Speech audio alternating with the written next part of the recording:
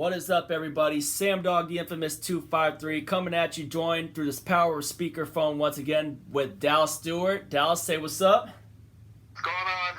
And once again, we are back here now for the 2020 NFL season. We are on to our Week 5 game picks of the 2020 NFL season. The Packers and Lions are on their bye week this week, so starting to get into those bye weeks, which obviously because of the COVID issue with the Titans and the Steelers, that game had to be their bye week because of what happened with the Titans with their COVID tests. So that game got postponed to Week 7 from what I've heard too.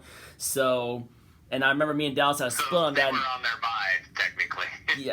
Yeah, but depending on what else happens later on this season, since I know that was originally going to be a split until that postponement happened, we can, depending on how we feel, we can definitely do a repick on that, depending on who's looking better up to that point. But first, you ready to get started off here, Dallas? Yeah, I am. All right.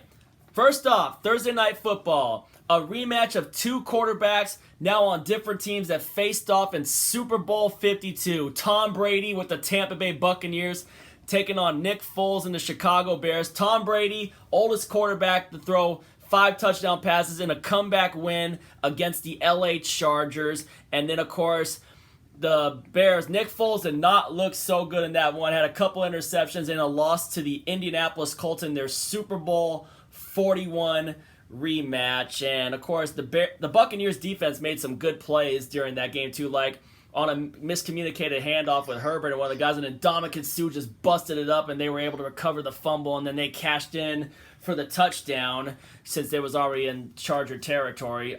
And Nick Foles, I mean, he must have just had a bad game in this one, though, too. But Bears, I don't think they're going to be able to hang with Tampa Bay and Tampa's defense and Tampa's offense. Brady, the Buccaneers, I mean, they're starting to get it together, and Tom Brady's starting to get it rolling with Tampa Bay. I'm taking the Buccaneers on Thursday Night Football to get a win in Chicago. I'm taking the Buccaneers.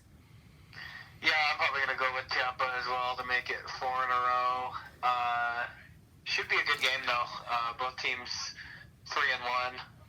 But I'm going to go with Tampa to keep their momentum rolling. Yeah, you and me both, and the Bears going to get knocked back to 3-2. Like you said, they were the worst 3-0 team to start, like you mentioned. Yeah. Yep. Up next, we got the Buffalo Bills going to Nashville to take on the Tennessee Titans. And the Titans, obviously, the COVID mess, which hopefully they got everything, situated. Got all the people that caught COVID in freaking quarantine to try and get better. Prayers for all those staff and people to get better. And the Buffalo Bills last week were just, they kept on rolling. They beat the Las Vegas Raiders. The Raiders were kind of in it, but obviously the Bills pulled away, and the Bills were obviously going to win that game too. Tennessee Titans, Derrick Henry, Ryan Tannehill coming off of now what's their bye week because of they would have been playing Pittsburgh last week. And that Bills defense is good, man. That Bills defense is good. Definitely not sleeping on them. I'm going to take the Buffalo Bills to get a win against the Tennessee Titans on the road. I'm taking the Bills. Yeah, this is going to be a good game. I expect this one to be a good game. 2 undefeated teams. But I just like the way Buffalo's playing right now. So I'm going to go with Buffalo to get to 5-0. Yeah, but the Bills. You cannot sleep on the Bills. As Chris Berman says, no one circles the wagons like the Buffalo Bills. Yeah, they're rolling. They're clearly the best team in the AFC East. Right now, yep, in the AFC East by far and away, too. And then I think they got to play Kansas City soon, man. I think they play next Thursday. Yeah, that's good. See, now that's a game that's made for prime time. Just a developing story as I'm watching Sports Center while we're doing this. Still, Titans virus test come back negative. Titans practice facility will likely reopen tomorrow, which they could start getting ready for them to play the Bills. So that's good news for them, but they're going to miss a few days of practice, so that doesn't help them very much. And you're on ESPN now just seeing this. Dallas? Yeah, oh man, Adam Humphries placed on. So I'm going to go with Buffalo. Yeah, I'm going Buffalo as well. Up next, we got the Jacksonville. Great game, though. Up next, we got the Jacksonville Jaguars taking on the Houston Texans. The Texans, well, they finally did it. Texans fans are happy now. I mean, obviously they're not happy about being 0-4, but they're finally happy that they finally fired Bill O'Brien. They finally needed to. They should have fired him after last season to prevent the DeAndre Hopkins trade. What do you think, Dallas? Oh, man, and Jacksonville Jaguars, man. Ooh, last week we all know what happened to them the last week. They were freaking just, oh man, they lost to Joe Burrow. They gave Joe Burrow his first win of his NFL career. Miles Jack had a nice interception though, but man, the Jaguars, man. How the hell did they even beat Indianapolis, man? Just how the hell did they beat Indy? I'm still wondering that. And the Texans lost to the Minnesota Vikings, giving the Vikings their first win of the season. Oh man, I mean, I bet a lot of people now, I mean, Bill O'Brien being gone, Romeo Crennel is now the interim head coach. Who do we see next year as the Texans head coach going into the 2021 season? Will have yet to be answered. Will they pursue Eric Bieniemy or some of the other best available options that they could try to get? What do you think, Dallas? Yeah, it'll be interesting to see who they bring in there. Yeah, for now, McDaniels. I wonder who they could get in there. And maybe someone big from college, man. Give me all your thoughts in the comments on that. Who are some good names to go up there for some of these head coaching vacancies, and for some of the other teams? Like, I still can't believe Bill O'Brien got fired before the Jets fired Adam Gase. Yeah, that's a surprise. And before the Falcons, and Dan Quinn's still the coach of the Falcons, and we thought either him or Gase was going to go first. Yeah, I did not think Bill O'Brien was going to be the first one to go. Yeah. But he is. All right. But other than that, I'm going to take the Texans to get off the schneid and beat the Jacksonville Jaguars at home in Houston. I'm taking the Texans. Yeah, I'm going to take the Texans to get their first win. Yeah. But they look like they're in for a long year. Yeah, they do. I mean, both these teams are in for pretty much a long year. All right. Yeah. All right, up next, we got the Cincinnati Bengals going to Baltimore to take on Lamar Jackson and the Baltimore Ravens. Bengals got their first win of the season last week at home against Jacksonville, and the Ravens just pistol-whipped Washington. I'm taking the Ravens. I'm taking the Ravens big. Yeah. Up next, we got the Carolina Panthers going to Atlanta to take on the Falcons. Carolina Panthers last week, upset win at home against the Arizona Cardinals. Thank you, Carolina. Thank you, Panthers. Thank you, Carolina. Thank you, Carolina, for helping us out a bit in the NFC West. And the Falcons just got pistol whipped by Aaron Rodgers and the Green Bay Packers. Why is Dan Quinn still your head coach even after 4 weeks? There's still not been any news of Dan Quinn being fired yet. When will the Falcons fire Dan Quinn? I mean, we've obviously lost faith in the Falcons and that too. The Panthers defense, I mean, the defense been playing good, and Teddy Bridgewater first rushing touchdown since the time that he got that horrendous ACL injury back when he was with the Minnesota Vikings. Teddy Bridgewater reviving his career. Good for him. And I'm going to take the Carolina Panthers to get another win here this week. It'll be an interesting game, but I think Carolina gets another win here, so I'm taking the Panthers. Yeah, I'm taking the Panthers to get to win 3 in a row and to drop the Falcons to 0-5. Could the Falcons have the Falcons just quit on the season is the question, and they're so injured. Yeah. I think Julio Jones got injured in that game last night. Again? And Calvin Ridley. Wow. So have they just quit on the season is the question. Yep. That's what I want to hear from Jazzy Jeff and Sleeta. Shout out to them. I mean, obviously it's tough for them right now, but what are your guys' thoughts on that? Did the Falcons just quit on the season? Even after they brought in Todd Gurley and Dante Fowler and other such names that they thought could help the roster? Which, don't get me wrong, Fowler still looks good on that defense, though, for Atlanta. Yeah. All right. Up next, we got the Las Vegas Raiders going to Arrowhead to take on the Kansas City Chiefs.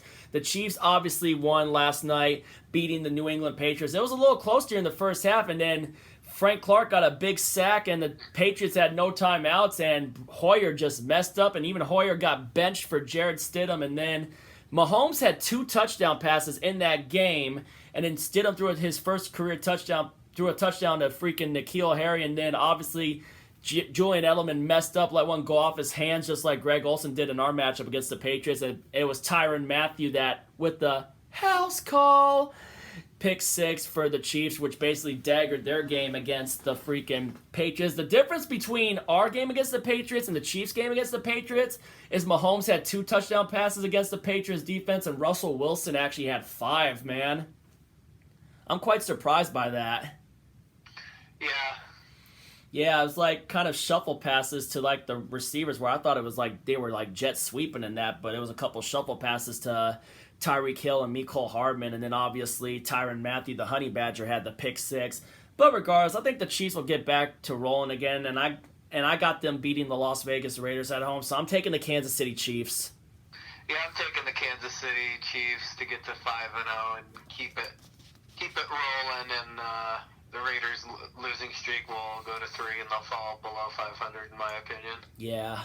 All right. Up next, we got the Arizona Cardinals going to MetLife Stadium to take on the New York Jets. There's no way the Cardinals fall for a 3rd straight trap game. Not a chance in hell. And the Jets obviously lost to a 3rd-string quarterback, and they're still keeping Adam Gase for that. They gotta freaking fire Gase and try to go after someone good next season, man, and maybe have their freaking defensive coordinator be the interim head coach like he was for Cleveland after Cleveland fired Freddie Kitchens during the season last year. I'm taking the Arizona Cardinals to get off of their 2-game losing streak. I'm taking the Cardinals to get to 3-2. Yeah, I'm taking the Cardinals. There's no way they lose this one.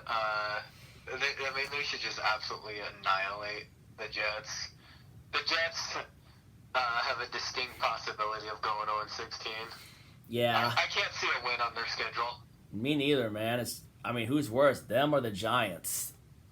I think they're the worst team in football. The Giants have been competitive in 3 of their 4 games. Yeah, the Giants basically had a close game with the Rams, man, and I wanted them to make that, tie that game and probably try to force overtime, but they couldn't because Daniel Jones decided to pass instead of running for a first down to keep the drive alive, and it got picked off, which allowed the Rams to win on that one. But yeah, other than that, we got Cardinals beating Jets. Up next, we got a battle of Pennsylvania taking place in Heinz Field in Pittsburgh. We got the Philadelphia Eagles going to Pittsburgh to take on the Steelers coming off of the bye week because of the whole Titans incident. The Philadelphia Eagles Sunday night football, Sunday night football, back on Sunday night with an upset. Doug Peterson rolled the dice early after Carson Wentz got that touchdown and threw a 2-point conversion. Thank you, Philadelphia, by the way. Thank you, Philly, for pulling that upset over the San Francisco 49ers. Thank you, Philly. Yep, thank you, Philly. Yep, thank you, Eagles. Thank you, Philadelphia, for pulling that upset. Thank you.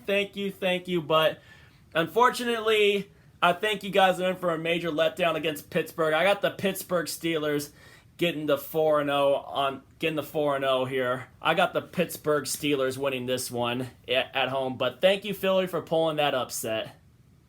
Yeah, I'm going to go with Pittsburgh to get to 4-0, but Philadelphia, you definitely helped us out last week. Yes, they did. You showed some fight. You were just as banged up as the Niners were, but obviously you took advantage of them not having Garoppolo. And they took advantage of them not having Bosa and Solomon Thomas and Richard Sherman, and Verrett got injured. And then, even the guy that got the pick 6 was a Grey Cup champion that came down from the Canadian Football League. The guy that had the pick 6 for Philly. Yeah, and Doug Peterson, your gamble worked when you scored that first touchdown, and then you got the 2-point conversion to Ertz. And then that was a big gamble. It paid off. And Wentz is making something out of nothing with some undrafted receivers. Fulgham with that big 50-some-odd yard touchdown pass. Yeah, but Wentz, you're still under pressure there in Philadelphia. Big time. You took the pressure off yourself for a week, but you need to continue to keep the pressure off you, or they're gonna be wanting Jalen Hurts pretty soon. I don't even know about that, but I'll tell you what, though. I think he's got a lot of pressure going up against that Pittsburgh defense, though. Yeah. All right, up next we got the Los Angeles Rams going to Washington to take on the Washington football team. The Rams obviously coming off of barely escaping at home against the New York Giants, and the Washington football team got destroyed by the Ravens at home. Still praying for Ron Rivera in his battle with cancer. Hopefully he beats cancer. So we're all behind Ron Rivera in his battle. But in this one, I gotta take the LA Rams to get another win on the road at Washington. So I'm taking the Rams. I'm taking the Rams to win to get to 4-1. Yeah, big time. Yeah, 4-1. Yeah, it'd be 4-1 on the season. And complete the sweep of the NFC East. Yeah, they would be the first to sweep the East. You're right, because they already beat Dallas, they already beat the Giants, and now they play Washington. And who else did they play? They played the Giants? Oh, yeah, they already beat Philly. That's right. They beat Philly. And was that week 2 that they played Philly? Week 2. Yeah. All right. Up next, we got the Miami Dolphins, who we just came off of beating, going on to take on San Francisco 49ers, who lost to the freaking Eagles. Dolphins, obviously, Fitzmagic had 2 interceptions, and we were able to hold them out of the end zone until later in the fourth quarter, when we let Ryan Fitzpatrick have that run. 49ers, Nick Mullins looked bad. He threw that pick 6. I mean, he got that one touchdown to freaking George Kittle, and then after he threw the pick 6, they benched him for C.J. Beathard. Who's going to start for Frisco? Are they going to start Beathard, or are they going to start Nick Mullins? But I don't know. Do the 49ers get Garoppolo back? When are the 49ers supposed to get Garoppolo back? I'm not sure, but I think if you're Kyle Shanahan, you got to start Beathard, because when they put him in, he looked a lot better than Mullins. He did. They were driving the ball. They scored a touchdown. Yeah, Beathard looked... They did get the ball back with a chance to get a miracle Hail Mary, but obviously it fell incomplete. But I would start C.J. Beathard. He looks way better than Mullins. It's depending on... We don't even know if they're going to get Garoppolo back yet. So keep me posted in the comments if the 49ers are going to have Garoppolo back. And Miami Dolphins, when are they going to start Tua Tagovailoa? But, could this possibly be another trap game depending if the Dolphins can take advantage of 49er injuries and whatnot, too? I mean, it could be possibly a trap game. I mean, I'm not really seeing it. I mean, obviously we hope it will be, but I'm going to take the 49ers to get a win at home against the Miami Dolphins. I'm going to take the 49ers in this one, though, too. Yeah, I'm going to take the 49ers to bounce back and get to 3-2. Yeah, but I wouldn't be surprised if Miami pulled off an upset, considering how banged up the Niners are. But I'm going to take the 49ers. Yeah, I'm taking the 49ers too. But we don't even know if when they're going to get Jimmy Garoppolo back. So could eventually be seeing Garoppolo again. But the question is when. Yeah. All right. Up next, we got the New York Giants taking on the Dallas Cowboys. The Giants was able to hold and hang in with the Rams for a little while. And then basically they let Cooper Kupp get that go-ahead touchdown, dusted him for that big touchdown. And then, they were trying to drive down, and Daniel Jones threw that interception. We had a bunch of room to run for a first down and keep the drive alive to try to get a potential touchdown and a chance at a 2-point conversion. Dallas Cowboys, man, nobody saw what we saw come. Nobody saw anything coming with that one, with the Cleveland Browns had in store for them. That was a wowzer of a game. They were in front for a little bit. They tied it, and then Cleveland took that big-ass lead off of some turnovers. Zeke fumbled, and then Myles Garrett stripped Dak Prescott. And one of the craziest fluke points after touchdown happened where Parkey had a kick block, and then a Dallas Cowboy player touched it. They were still trying to play, and then a Cleveland Brown player was able to recover it, and that turned into a 2-point conversion. That was insane how that freaking happened. Cowboys are 1-3. Giants are 0-4. And all I gotta say is I expect the Cowboys to get to 2-3. So I'm taking Dallas Cowboys to beat the New York Giants at home and get to 2-3. So I'm taking the Cowboys. Yeah, I'm taking the Cowboys. Also, a little side note: Jason Garrett's returned to Arlington, as he is now the offensive coordinator for the Giants. So he would love to pull off an upset, but I don't see it happening. And it better not happen, you'll be even a bigger laughing stock if it does happen. But I'm going to go with the Cowboys to bounce back. Are you really also starting to question Mike McCarthy, if Mike McCarthy is suited for the job in Dallas too? I mean, starting I'm off. starting to question it, but I mean, their offense is not the problem. It's obviously their defense. Oh yeah. But they can't use Jason Garrett as the scapegoat anymore. They can't. Maybe it's the team. It might be the team. It might be the team. Give us your thoughts on that. All right, up next we got the Denver Broncos going to Foxborough to take on the New England Patriots. The Broncos coming off of a Thursday night win with Brett Rippon, even though Rippon had 3 interceptions and 2 touchdown passes, and the other 2 touchdowns were scored on the ground by Melvin Gordon, and they pulled away from the Jets. And the Patriots coming off of a loss, which we obviously knew they were going to lose that game either way. I mean, but definitely hoping Cam Newton is better, but who's going to start for the Patriots if Cam Newton can't go this week? Because it has to be a 14-day quarantine for Cam Newton. Hopefully Newton's all right, though, too. But are they going to start Jarrett Stidham, or are they going to start Brian Hoyer this week? And the Denver Broncos, we all know they're going to probably go back to Brett Rippon, and they won't be getting Drew Lock back for a little while, though, too. But Patriots defense, I expect them to get a lot of pressure and force some turnovers and that, too, in this game. But I'm gonna take the New England Patriots to bounce back after their loss to Kansas City, but hope Cam Newton's all right battling COVID-19. So definitely got prayers for him. But I'm taking New England to get a win against the Denver Broncos at home. Yeah, I'm taking New England to bounce back and get to 3-2. Yeah, Dallas. I believe they'll probably. If I was Bill Belichick, I would start Stidham. That one interception was not his fault. That was all right Edelman. Through usually a sure-handed receiver in Edelman. The other one was just late in the game, just trying to make a play. But Brian Hoyer really cost you guys a chance to be in that game late. Yeah, Hoyer. So I would start Stidham over Hoyer. Yeah, but hopefully Cam Newton's is all right with his. Yeah, they need Cam Newton. That game would have been completely different, and I think the Patriots would have had a chance to pull off the upset if they had Newton. Oh, big time, big time.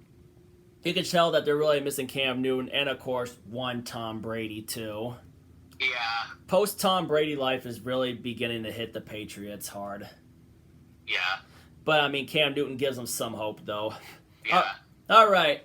Up next, we got the Indianapolis Colts going to Cleveland to take on the Cleveland Browns. The Colts coming off of a big win against the Chicago Bears, and the Browns coming off of a huge win in Dallas. Man, it's crazy that the Colts are 3-1 and the Browns are 3-1. A surprise 3-1 right now, too. I mean, that Browns team, unfortunately, they lost Nick Chubb for about 4 to 6 weeks because he has a sprained MCL. And man, Indianapolis, though, I mean, what's your thoughts on Indianapolis so far, Dallas? Man, their defense is good.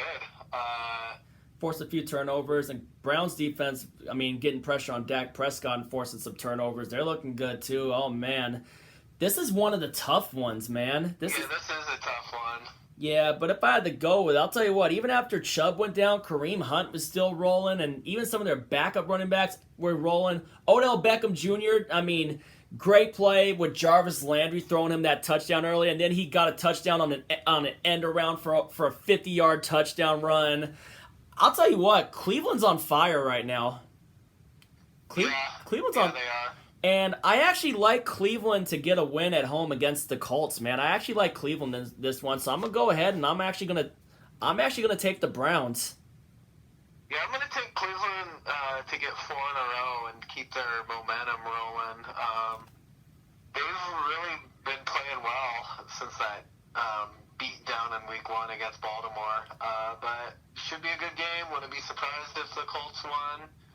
The Colts have been playing well lately, but I'm gonna take Cleveland to keep their momentum rolling. Yeah, I mean, Myles Garrett's playing good. That defense is looking good. They're forcing turnovers, and that offense, man, Odell Beckham Jr. and Jarvis Landry, that offense is killing it right now, man. And the running game too. I mean, even though they're going to be without Nick Chubb, I think Kareem Hunt's going to be good. Going to be a good RB1 until they get Chubb back too, and then whoever else. Even the backup running backs were looking good in Dallas. Yeah.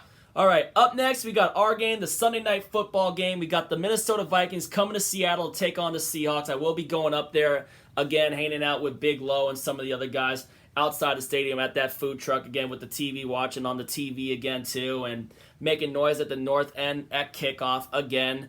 That was fun when me and you got to do that the week when we beat Dallas, though, too. It was a nice day, too, and it was a thrilling victory. Yeah, and now Minnesota got their first win of the season against the Houston Texans. Dalvin Cook is still looking good. We got to worry about him. And Thielen and Justin Jefferson, they kind of got it a little bit going, but they were playing the Texans and that, too. I mean, our last couple games against Minnesota have been pretty good in the primetime slate. Yeah. This is like the third year in a row I think we gotten the Vikings on primetime. Yeah, they've been good games. Like last year, up pretty big in the fourth quarter. Then they had that comeback, and we had to hold them off. And then we got held to a field goal to make it 37. In 2018, it was like 6-0, I think, in like the end of the third quarter, and then we finally pulled away. So they've played us tough, but we were able to get the win at the end. I mean, get the win. The last matchup we had against them last year, we were able to. They held us to a field goal, and we were trying to really pull away, and then we got the field goal to make it 37-30, and then we kicked it off, and then Malik Turner had to hit on the guy, which jarred the football loose, and Travis Homer recovered the fumble for the win. I remember that one.